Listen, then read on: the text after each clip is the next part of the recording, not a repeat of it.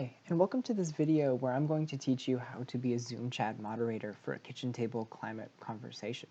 The first thing that I want to show you how to do is renaming yourself so that the rest of the group feels comfortable and knows who to reach out to if they have any questions. So to rename yourself, you can hover your cursor over your video, click the three dots in the upper right-hand corner, and click Rename. And in front of your name, you can just add chat moderator dash your name. That way, easily identifiable for anybody who is participating in the event. And to find those participants who are taking part, all you do is hover your cursor, bring it down to the bottom of the screen, and click the participants icon. That will bring up a right-hand side dialog box where all of the participants will be listed, including you yourself, the chat moderator. And to communicate with these participants, once again, bring your cursor down, find the chat icon right in the center of the toolbar and click it once. This will open the chat box on the right-hand side. Then you can welcome everybody to your event by clicking type message here, typing welcome, and hitting enter to send it to everybody in the group. Now, if you want to reach out to a specific person in the event, you bring your cursor down and click the drop-down arrow next to everyone. There you'll be able to find a specific participant and ask them how they are doing. If you want to go back and chat to the rest of the group, once again, click that drop-down arrow, click everyone in the meeting, and your messages will now send to everyone in the meeting. There will also be an option in this drop-down menu in which you can type to people in the waiting room in case you have that set up. Now, sometimes during an event, you might have pre-written text or a specific link that you want people to go to during the event to follow along or to save for afterwards.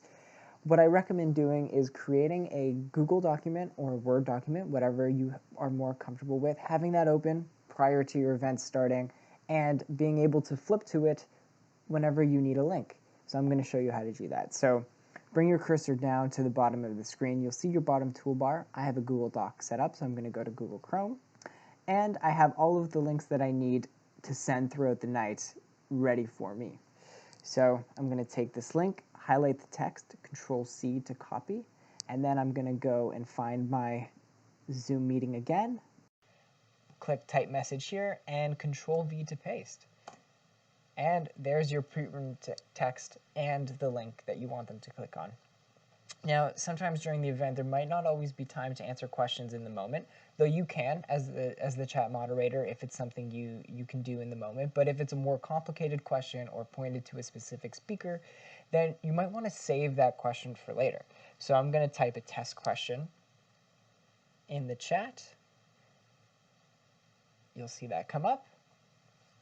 And you highlight the text, Control-C to copy, and once again, you will have a pre-created document where you'll put all of your questions for the night that come up.